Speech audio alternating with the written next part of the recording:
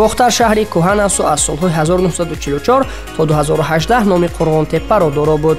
шаҳр маркази маъмурии вилояти Хатлон дар ҷанубу ғарби Тоҷикистон дар соҳили дарёи Вахш дар баландии 428 метр аз сатҳи баҳр ҷой дорад. бохтар дар 100 километрии шаҳри Душанбе дар водии Вахш ҷойгир буда, пас аз Душанбе ва Хуҷанд сеюмин шаҳри Тоҷикистон мебошад.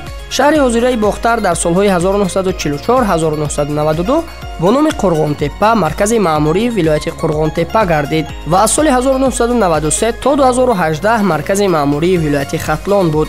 бо қарори ҳукумати ҷумҳурии Тоҷикистон аз 20 январи соли 2018 оид ба иваз намудани номи шаҳри Қурғонтеппа ва якчанд шаҳру маҳалҳои маъмурии вилояти Хатлон, номи шаҳри Қурғонтеппа ба шаҳри Бохтар иваз карда шуд.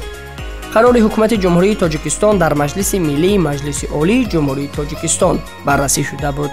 таърихномаҳо ва осори географӣ гувоҳанд, ки Қурғонтеппа дар гузашта Леваканд ном дошт ва бино ба бозёфтҳои бостоншиносӣ шаҳр дар ҷои Бохтар ҳанӯз дар замони кушониён садаҳои 1-4 милодӣ вуҷуд доштааст. дар солҳои 1924-1978 шабакаи обёрӣ ва бозчанд гӯшаҳои лозимии шаҳрӣ дар Қурғонтеппаи собиқ бунёд гардиданд.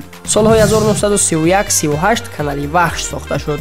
роҳи оҳани камбари 105 километраи панҷи поён Қурғонтеппа дар солҳои 1931-1934 сохта шуд. ҳазорон гектар заминҳо обёрӣ карда шуданд ва хоҷагию ноҳияҳои нави кишоварзӣ дар атрофи шаҳри Қурғонтеппа ташкил ёфтанд. 11 августи соли 1937 шаҳри Қурғонтеппа расман ба мақоми шаҳр соҳиб шуд.